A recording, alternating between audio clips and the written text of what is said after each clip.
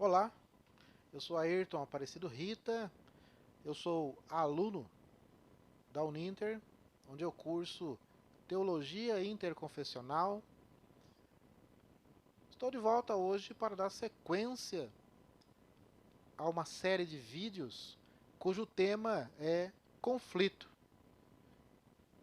Falamos no último vídeo sobre a questão do conflito, uma definição de conflito, falamos sobre a questão dos conflitos interpessoais, dos conflitos intergrupais, falamos um pouco de conflitos armados. E eu disse que hoje nós estaríamos falando sobre conflitos entre gerações. Mas ainda não vou fazê-lo porque ainda é necessário que eu fale um pouco mais sobre conflitos armados. Porque, como eu disse no último vídeo, é algo mais preocupante. Porque os outros tipos de conflitos, apesar de serem problemas também, eles são mais fáceis de serem resolvidos. Já a questão dos conflitos armados é algo que foge aí do controle do cidadão comum. Uma vez que, quando se tem um conflito armado, envolve grandes nações. E nós não temos aí como agir ou como participar disso aí de uma maneira positiva. Então eu vou falar um pouco mais com vocês sobre conflitos armados. O último slide que nós vimos, que foi esse que está aí, conflitos mundiais, principais causas e exemplos. Fiz uma leitura com vocês, onde diz que, segundo a ONU, existem atualmente 30 regiões do mundo com a presença de conflitos armados. Então hoje eu quero mostrar para vocês essas regiões e qual que é a situação delas. O material ainda ele não é atual, mas o perigo ele é atualíssimo, certo? O perigo de conflitos armados acontecerem a qualquer momento ou em qualquer ano, ele é eminente, tá bem? Então eu quero falar hoje então com vocês sobre os conflitos mundiais, no sentido realmente dos conflitos armados, tá bem? Vou ler com vocês esse texto e vou comentando, quero falar sobre conflitos armados. Essa é a intenção. Depois vamos falar sobre conflitos entre gerações, mas vamos dar uma atenção especial nos conflitos armados, os conflitos mundiais, e eles acontecem, vamos saber por quê, e vamos saber por que querem tanto esse poder. Claro que nós suspeitamos, temos aí uma certa. Fazemos uma dedução, na verdade. Né? O poder é interessante, os grandes chefes das grandes nações querem o poder a todo custo e não querem ser subjugados. Essa é a grande realidade. Mas enfim, conflitos mundiais, principais causas e exemplos. Os testes nucleares da Coreia do Norte, juntamente com a retórica belicosa dos Estados Unidos, deixaram a ameaça de guerra na Península Coreana maior do que nunca na história recente. O sexto teste nuclear de Pyongyang, em setembro de 2017, e o alcance crescente dos seus mísseis demonstram uma possível determinação em avançar o seu programa nuclear e poder de destruição intercontinental. O chefe de Estado norte-coreano Kim Jong-un acredita que, se abrir mão de seu poder nuclear, corre o risco de ser deposto por forças externas. Bom, eu já havia dito isso para vocês, não é? O interesse é grande, todas as nações elas têm o seu poder bélico grande e ainda somado a isso a questão nuclear desenvolvida também. Embora tenham feito aí um termo de não mais produzirem armas nucleares, isso não passa de uma enganação, porque os testes não pararam. E nesse texto que nós lemos aí, fica claro isso. O texto é de 2017, mas até hoje, nós estamos hoje em novembro de 2021, E os testes não pararam. Com certeza eles estão progredindo cada vez mais. Então, assim ocorre com todos os países, com as grandes potências. Eles dizem que pararam, que não estão mais trabalhando aí a questão das armas nucleares, mas é uma grande enganação. A China é um grande produtor, né, de armas nucleares. Com certeza eles também não pararam. A Coreia do Norte também. Os Estados Unidos também. Mas um quer que o é assim. Eu quero que se pare com a produção de armas nucleares. Digo que parei, esperando que você pare. Mas na verdade estão escondendo o jogo. Claro que as outras potências também fingem que acreditam. Bom, no texto que nós estamos lendo aqui, fica claro isso aí. Que o chefe de Estado norte-coreano, Kim Jong-un, ele tem medo de ser deposto. Ele está lá para deixar o seu nome na história, que é o que ele quer. E ele tem medo aí de ser deposto por forças externas. No caso aqui é os Estados Unidos, claramente, que tem a intenção de neutralizar a Coreia do Norte. Dando sequência ao texto, vamos ver um pouquinho mais sobre isso aí. Ao mesmo tempo, o presidente dos Estados Unidos, Donald Trump, faz discursos duros e afirma que a Coreia do Norte deve ser impedida a qualquer custo de avançar o seu programa nuclear e principalmente de ser capaz de atingir a porção continental dos Estados Unidos com um míssil com poder nuclear. Veja o que eu comentei agora há pouco com vocês, está vendo? Os Estados Unidos eles temem. Eles temem a Coreia do Norte, porque eles estão avançando na produção de seus armamentos, dos seus mísseis de longo alcance. Por isso a intenção de neutralizar a todo custo a Coreia do Norte. Dando sequência, vamos ver aqui. Trump afirma que caso cruze esse limite, Kim Jong-un concluirá um momentinho aqui, que ele pode impedir Washington de proteger os seus aliados e assim estabelecerá as suas exigências de retirar restrições comerciais, a expulsar tropas americanas até a reunificação da Coreia nos seus próprios termos. Por conta disso, os Estados Unidos implementando uma estratégia de pressão máxima, que é cercar o Conselho de Segurança em sessões mais sólidas, pressionar a China a tomar mais ações para sufocar a economia do seu vizinho, conduzir grandes simulações navais e das forças aéreas, e sinalizar diretamente ou por meio de aliados do Congresso que o país não teme um confronto militar. Veja, a preocupação dos Estados Unidos é tanta que eles tentam mobilizar todos os vizinhos da Coreia, né? Tentam intervir aí, pedindo uma ajuda mesmo aí da China, exigindo que a China também se manifeste contra a Coreia. Mas a intenção aí realmente é neutralizar aí o poder de fogo da Coreia do Norte. Até o momento, Trump está deixando claro que busca a total desnuclearização da Coreia do Norte, o que é algo muito improvável.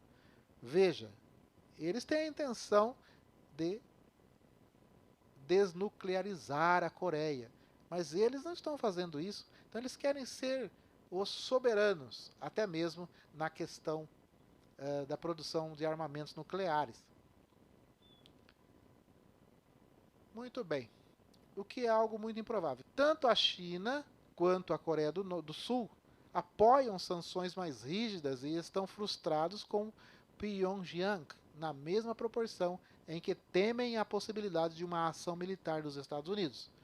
O presidente chinês Xi Jinping teme o caos trazido pela possibilidade de guerra na península, um regime possivelmente alinhado com os Estados Unidos e tropas americanas na sua porta. Ele também teme que pressionar Pyongyang possa precipitar uma agitação que poderia atingir a China. Em maio de 2018, surpreendendo o mundo, Coreia do Norte e Coreia do Sul deram início a conversações de paz, num aceno diplomático incomum no histórico dos dois países rivais. No mesmo mês, os norte-coreanos destruíram algumas de suas áreas de testes nucleares, no que pode ser um sinal de melhora na situação diplomática na Península Coreana. Como eu disse, a minha preocupação é bastante grande no sentido de, às vezes, nós estamos, claro, bastante distante dessa situação aí entre China e Coreia do Norte ou qualquer outro país que entra aí apoiando um ou outro, caso haja aí uma guerra, certo? Então, como eu disse antes, o conflito armado é o conflito que mais nos assusta. Na verdade, deveria assustar a todos nós, porque quando se pensa na possibilidade de usar armas nucleares, mísseis que alcançam longas distâncias, e tudo baseado na tecnologia nuclear. Nós teve, na história, nós tivemos histórias tristes com o uso desse tipo de tecnologia. Né? Vimos aquelas cidades japonesas serem destruídas com bomba atômica. Até hoje as pessoas trazem sinais ou crianças nascem com deformidade ainda por conta dos efeitos da radiação. Então imagine hoje, quantos anos depois da Segunda Guerra Mundial, imagine hoje o que faria um míssil carregado com material nuclear. Então as pessoas precisam pensar mais nisso. Existe um problema aí, um perigo. Então devemos aí estar atentos e orando a Deus, pedindo que não se deixe aí chegar nessa situação de um enfrentamento, de um conflito armado realmente acontecendo.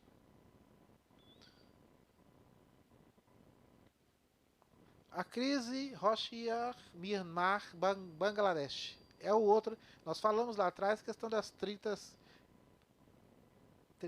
30 países, né, que eu comentei com vocês. Não é países. Vou voltar lá para não ficar com dúvida, não é? 30 conflitos mundiais, principais causas, 30 regiões, não é? 30 regiões em conflito. Agora vamos falar um pouco sobre essa crise aqui, né? A crise Rohingya, Myanmar e Bangladesh. Uns nomes difíceis até de serem pronunciados, não é? Mas vamos falar de conflito. Continuo falando sobre conflito e o conflito é o conflito armado. A migração de cerca de 370 mil muçulmanos rohingyas de Myanmar para Bangladesh em meados de 2018 é mais um capítulo de uma história marcada por décadas de perseguições. Cerca de 1 milhão de pessoas dessa minoria, a maior comunidade no mundo, vivem em Myanmar, país predominantemente budista. A maioria mora de forma precária no estado de Rakhine, onde tem ocorrido uma tentativa de limpeza étnica por parte do governo de Myanmar. A crise do povo Rohingya é uma das mais longas do mundo e uma das mais negligenciadas. Em Myanmar, eles não têm direito à cidadania, pois são tratados pelo Estado como apátridas, povo sem pátria. No país, eles são proibidos de se casar ou de viajar sem a permissão das autoridades e não têm o direito de possuir terra ou propriedade. O povo representa cerca de 5% entre 60 milhões de habitantes de Myanmar, e sua origem ainda é amplamente debatida. Por sua parte, Eles afirmam serem indígenas do estado de Rakhine, anteriormente conhecido como Arakan, no oeste do país, mas outros apontam que são, na verdade, muçulmanos de origem bengali. Migraram para Myanmar durante a ocupação britânica desde 1948, quando se tornou independente. Eles têm sido vítimas de tortura, negligência e representa com as dramáticas mudanças políticas e sociais locais nos últimos anos. Os ânimos das várias comunidades que habitam o país entraram em ebulição e uma onda de violência e discriminação voltou a emergir contra os Rohingyas.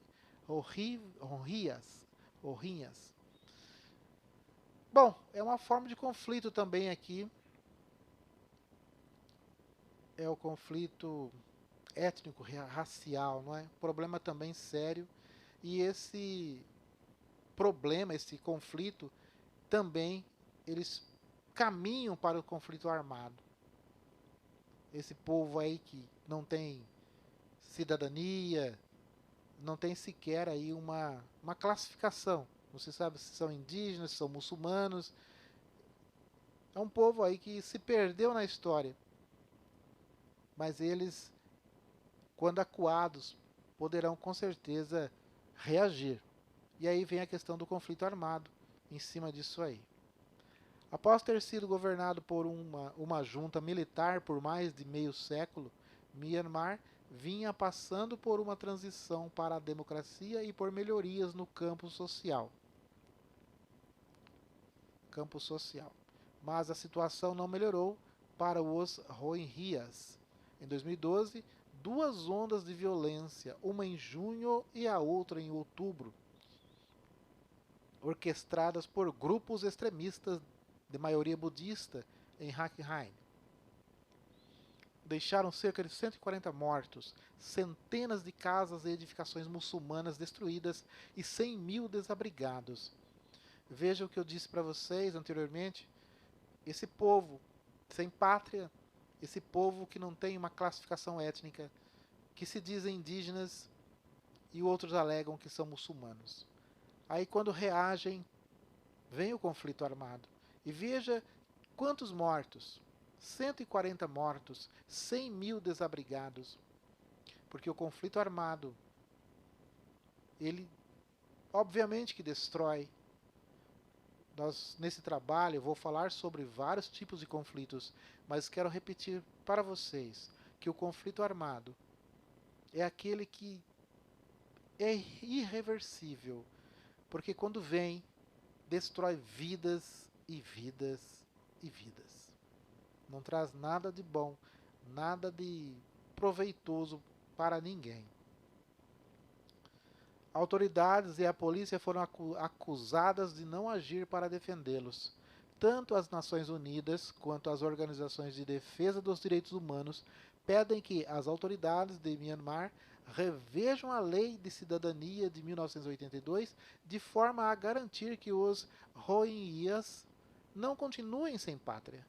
Essa é a única maneira, dizem, para combater as raízes da longa discriminação contra essa etnia. Contudo, muitos budistas de Myanmar nem sequer reconhecem o termo Rohingya e os chamam de bengalis muçulmanos, uma alusão à visão oficial de que os Rohingyas são imigrantes de Bangladesh.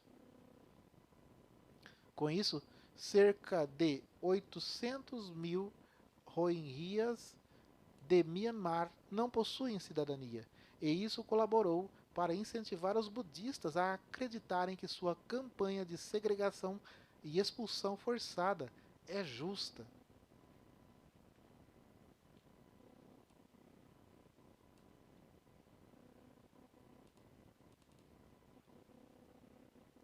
Bom, vamos para um outro tipo aí. Realmente esse povo aí que nós falamos aí, Rohingyas, eles estão realmente numa situação bastante difícil, mas estão lutando pelos seus direitos.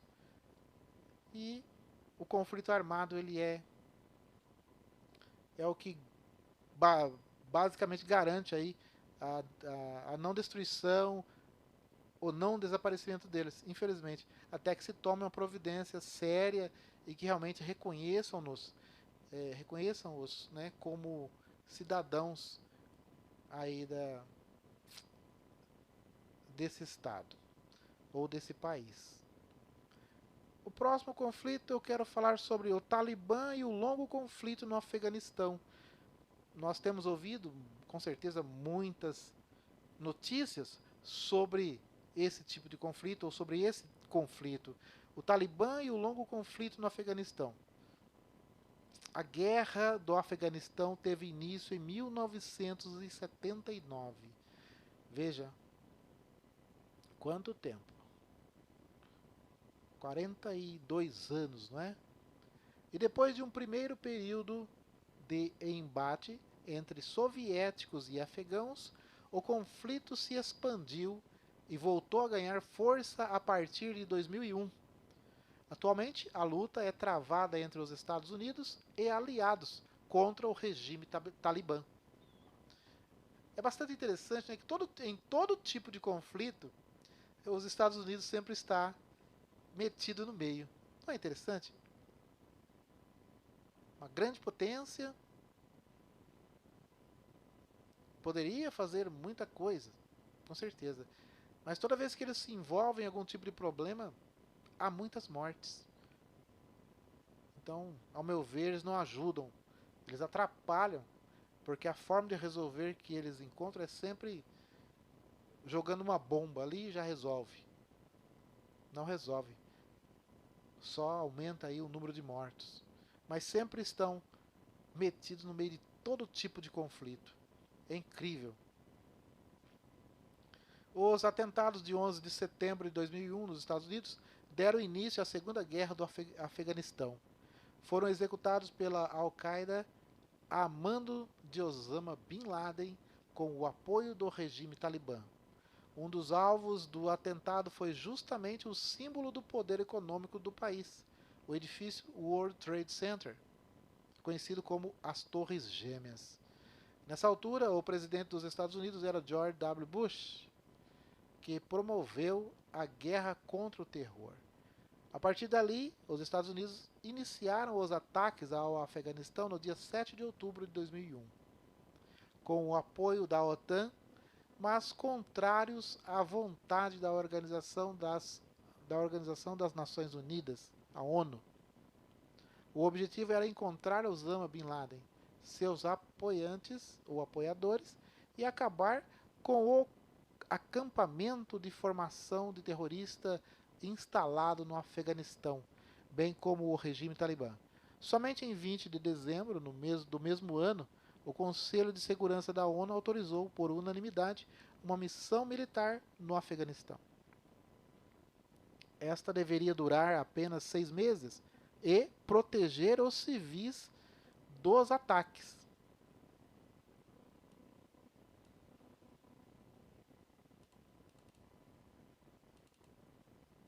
Dos ataques dos talibãs. Reino Unido, Canadá, França, Austrália e Alemanha declararam o seu apoio aos Estados Unidos. Em maio de 2011, Osama Bin Laden foi morto por soldados americanos, num ponto marcante do conflito repleto de batalhas, bombardeios, destruição e milhares de mortos.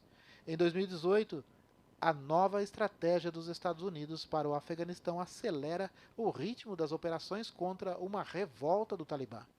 Com mais forças dos Estados Unidos, ataques aéreos americanos mais poderosos e ofensivas terrestres mais agressivas por forças afegãs.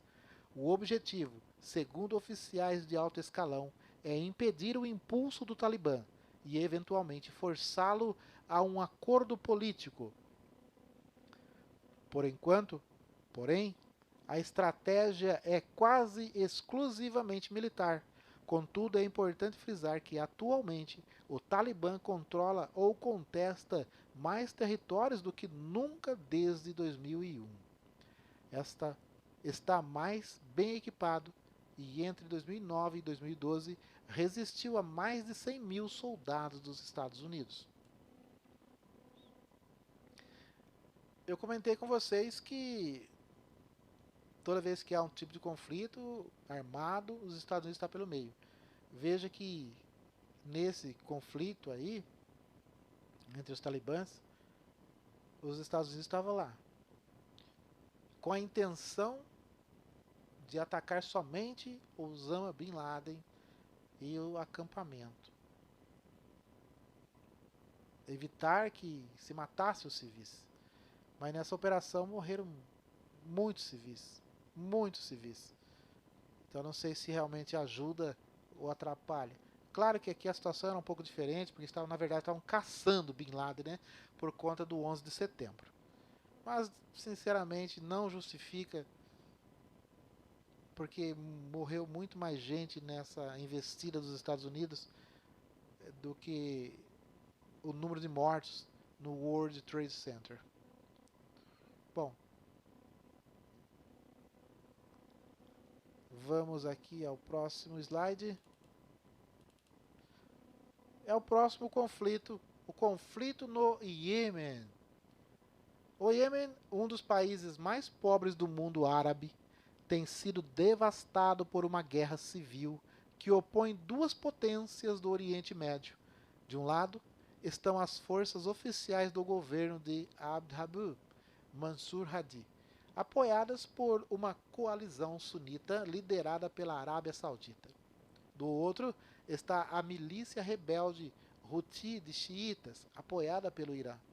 Desde março de 2015, mais de 8,6 mil pessoas foram mortas e 49 mil ficaram feridas, muitas em ataques aéreos liderados pela coalizão árabe.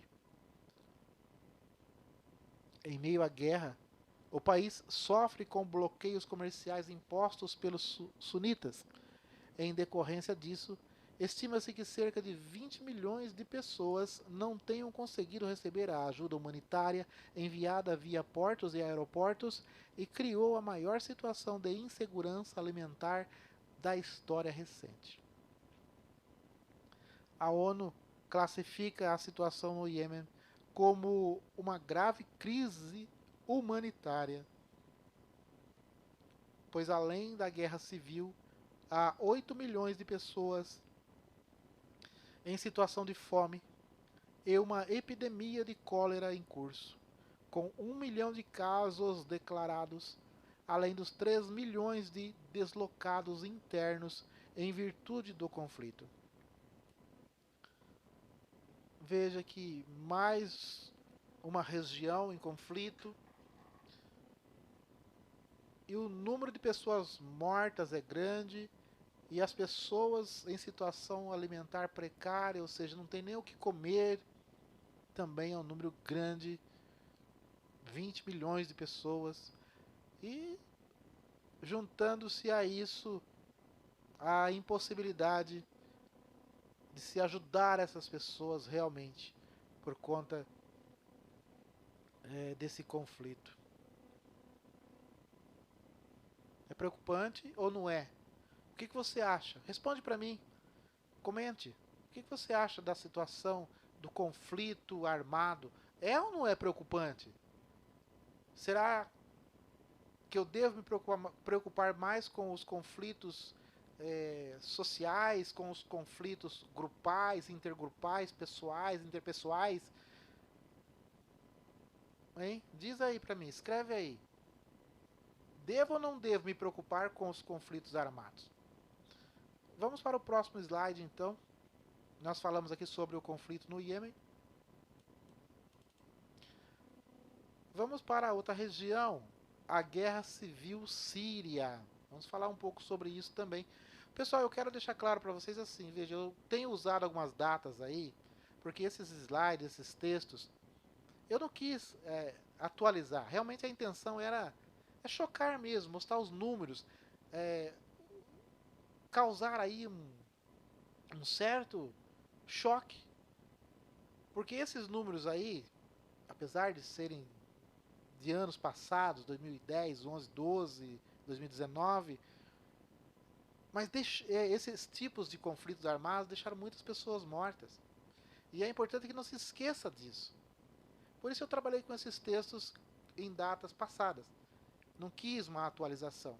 Até porque, se formos realmente atualizar esse material, nós vamos ver que tem muito mais gente morta, que as grandes potências estão cada vez mais preparadas para os combates, para a destruição do mundo.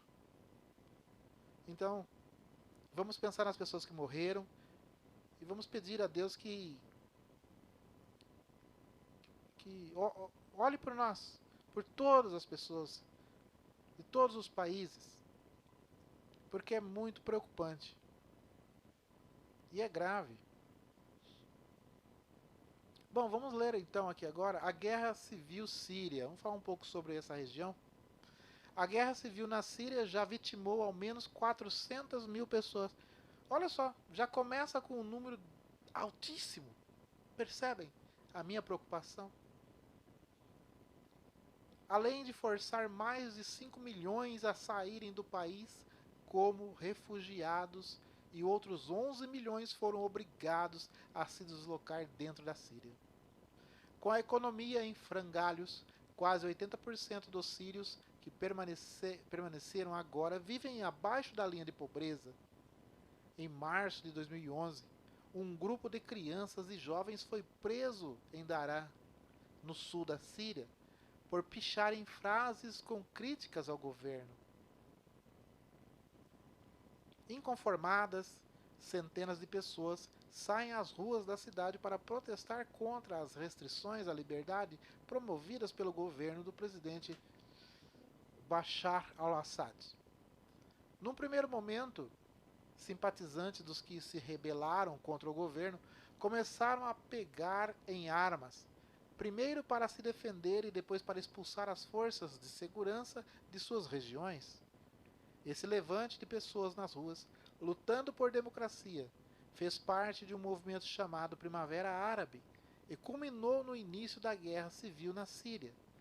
Após a represália do governo de Assad contra os jovens que estavam se rebelando contra o regime, alguns grupos foram formados a fim de combater de fato as forças governamentais e tomar o controle de cidades e vilas. A batalha chegou à capital Damasco e depois a Alepo em 2012, mas desde que começou a guerra civil na Síria mudou muito. O grupo terrorista Estado Islâmico aproveitou o vácuo de representação por parte do governo, a revolta da sociedade civil e a guerra brutal que acontece em Síria para fazer seu espaço. Foi conquistando territórios tão abrangentes, tanto na Síria como no Iraque, que proclamou seu califado em 2014.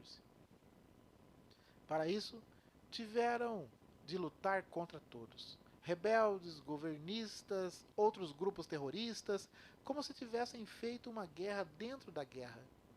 Há evidências de que todas as partes cometeram crimes de guerra, como assassinato, tortura, estupro e desaparecimentos forçados. Também foram acusados de causar sofrimento civil, em bloqueios que impedem fluxo de alimentos e serviços de saúde como tática de confronto. Pelo avanço do Estado Islâmico no ganho de territórios, os Estados Unidos fizeram ataques aéreos na Síria em tentativa de enfraquecê-lo, evitando ataques que pudessem beneficiar as forças de Assad. Isso em 2014, mas que se repetiu em 2018. Em 2015, a Rússia fez o mesmo contra terroristas na Síria. Mas ativistas da oposição dizem que os ataques têm matado civis e rebeldes apoiados pelo Ocidente. O resumo da obra em termos de apoio é esse. A Rússia e os Estados Unidos querem o fim do Estado Islâmico. Porém, os Estados Unidos querem a queda do governo de Bashar al-Assad, por considerarem que seu regime não democrático é prejudicial à Síria, e por isso apoia os rebeldes. Por outro lado, a Rússia acredita na força de Assad e está apoiando seu regime. A Síria, então, é o território do fogo cruzado dessa Guerra Fria. Perceberam mais uma vez a ação dos Estados Unidos. Mais uma vez, civis sendo as vítimas, sendo mortos. Conflito armado. Fujamos e peçamos a Deus para que nada disso se concretize em outras épocas.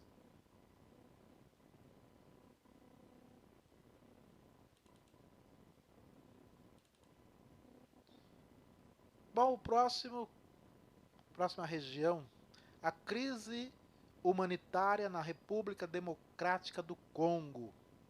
Vamos ver um pouco também aí. E com certeza, mais conflitos aí. Segundo os dados da ONU, 1,7 milhões de residentes do Congo foram forçados a fugir de suas casas em 2017. 5,5 mil pessoas por dia.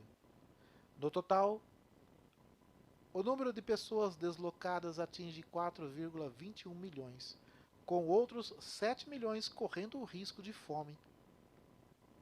Isso porque o Congo foi palco da Grande Guerra Africana, o país sangrento, conflito armado desde a Segunda Guerra Mundial. Desde então, a situação do Congo tem permanecido instável. A guerra durou 5 anos entre 1998 e 2003, matando 5,4 milhões de pessoas, segundo estimativas. É o Holocausto Africano, mas pouco se ouve falar sobre ele porque ocorre na floresta densa de um continente esquecido. A África não mata brancos e não ameaça o Ocidente. É uma guerra travestida de conflito étnico, mas que esconde interesses mundanos. Os trilhões de dólares enterrados no solo vermelho do leste do Congo. O maior país da África subsaariana é também o mais rico em recursos naturais, confiscados desde a colonização belga. Hoje, essa riqueza financia as milícias sem que a população civil seja beneficiada. Ao contrário disso, são explorados no trabalho pesado das minas. Ouro, diamantes, coltan, minério que contém tândalo, usado em aparelhos de celular e tablets. São contrabandeados para países vizinhos como Ruanda, Uganda e Burundi. Calcula-se que apenas 10% das minas do Congo sejam exploradas legalmente.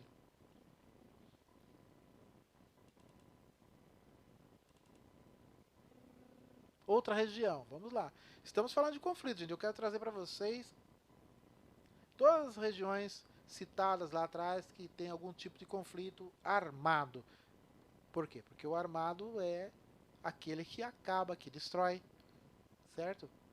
O separatismo na Ucrânia. Uma ex-república soviética, a Ucrânia está dividida entre grupos que querem mais proximidade com a União Europeia e outros que têm mais afinidade com a Rússia. Em novembro de 2013, o então presidente da Ucrânia, Viktor Yanukovych, se recusou a assinar um acordo com a UE e fez pacto com a Rússia por um pacote de ajuda de 15 bilhões de dólares de Moscou e pela redução do preço do gás russo. Milhares de pessoas foram às ruas para protestar e derrubaram o presidente. Moradores da fronteira, alinhados com Putin, então se rebelaram com o que chamam de golpe de Estado.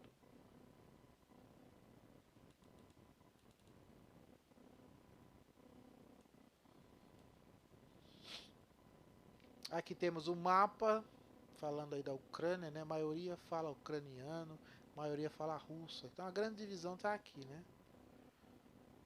E os números? População, a Rússia tem uma população de 145,5 milhões.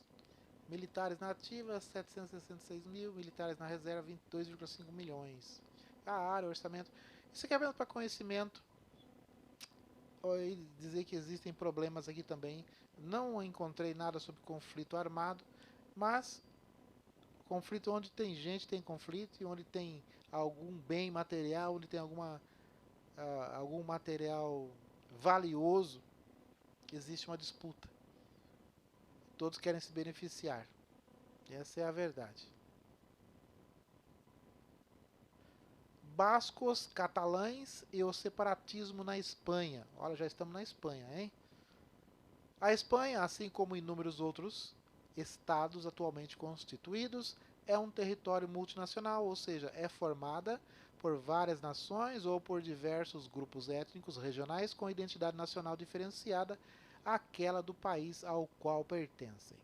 Nesse sentido, esse território é um dos principais locais do mundo em que há movimentos separatistas, com um forte clamor pela independência local em busca da constituição de um novo país. Veja, nós falamos da Rússia e da Ucrânia, ali ainda não se tem a questão do conflito armado. Mas toda vez que existe a ideia de separatismo de uma região ou um país se separar do outro, sempre haverá a ideia do conflito armado. Porque é como conseguem fazer as coisas, não é? Aqui a questão na Espanha também não é diferente. Também existe a ideia de separação. E obviamente haverá conflitos, e são conflitos armados que aparentemente, segundo eles, ou de acordo com a imprensa, poderá ou poderia resolver, tá bem? A existência de movimentos separatistas na Espanha e em outros lugares do mundo chama a atenção para a inconsistência da ideia de unicidade do Estado moderno, em que o estabelecimento de suas fronteiras obedece mais a relações históricas de poder do que propriamente ao sentimento de pertencimento de suas populações. Esse é o caso dos catalães, que, assim como outros grupos étnicos espanhóis, tais como os bascos e os navarros, outros povos da Espanha, possuem um forte sentimento separatista, que é alimentado pelo nacionalismo arraigado que esse grupo regional possui. Os catalães, além de uma identidade própria, possuem o seu idioma específico, o catalão, uma língua evoluída a partir do latim e que possui poucas semelhanças com o espanhol. Além disso, eles agregam-se na região da Catalunha, uma província autônoma da Espanha localizada ao sul da França, que possui até mesmo um parlamento próprio. Tem 7,5 milhões de habitantes e representa 19% do PIB espanhol. Os registros mais antigos sobre a presença desse povo na região são do século XII. Durante muitos anos, a Catalunha também integrou o Reino de Aragão, em conjunção com o domínio de Barcelona, mas foi com a Guerra de Sucessão Espanhola, 1702-1714, que o seu território passou a se tornar de fato parte do Estado espanhol.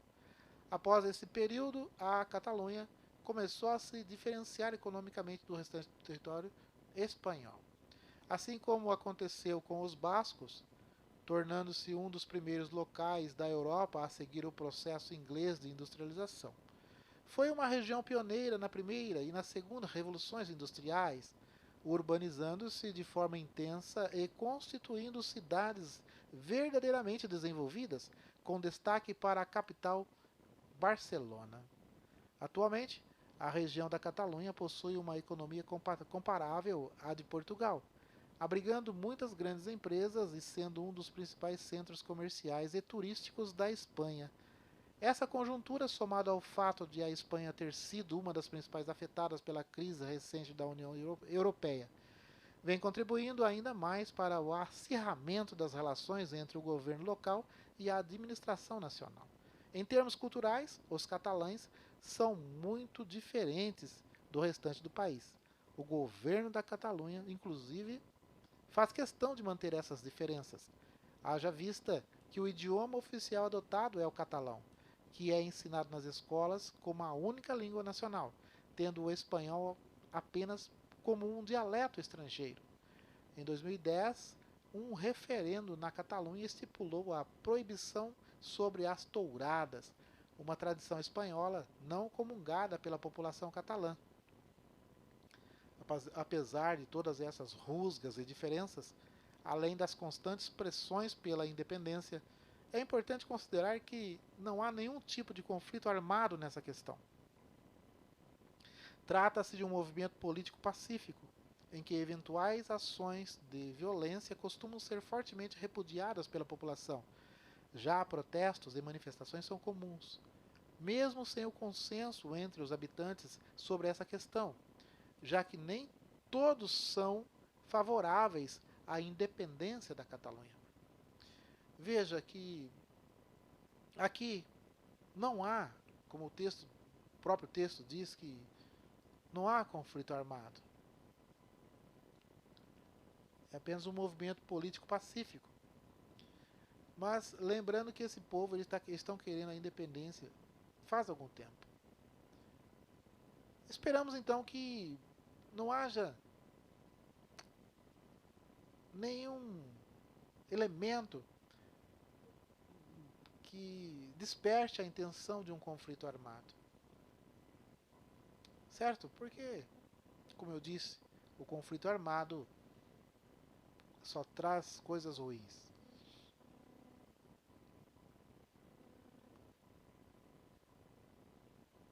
Conflitos entre Israel e palestinos em 2021. Esse tema já é bastante atual e também bastante antigo. Vamos fazer a leitura desse conflitos entre Israel e Palestina em 2021. Mas esse aqui eu vou segurar. Nós vamos ler, vamos interagir com essa região, vamos falar sobre essa região no próximo vídeo. Então, eu quero que vocês respondam para mim aí, eu fiz a perguntinha aí lá sobre a questão do conflito armado. É simples. Você acha que nós temos que nos preocupar com os conflitos armados? Sim ou não? E digo por quê. Reafirmo aqui que, na minha opinião, o tipo de conflito mais perigoso, mais destrutivo, é o conflito armado. Sem sombras de dúvida. Porque destrói vidas, destrói histórias, destrói culturas. Nada fica em pé. Eu agradeço a você por estar acompanhando aí o meu trabalho com o tema conflito. Faz parte do meu estágio, Educação e Diversidade. E peço que você comente realmente, responda as perguntinhas que eu coloco, dê a sua opinião, façamos um trabalho conjunto e eu agradeço muito por isso. Então eu vou gravar um outro vídeo e nós vamos falar sobre conflitos entre Israel e palestinos em 2021.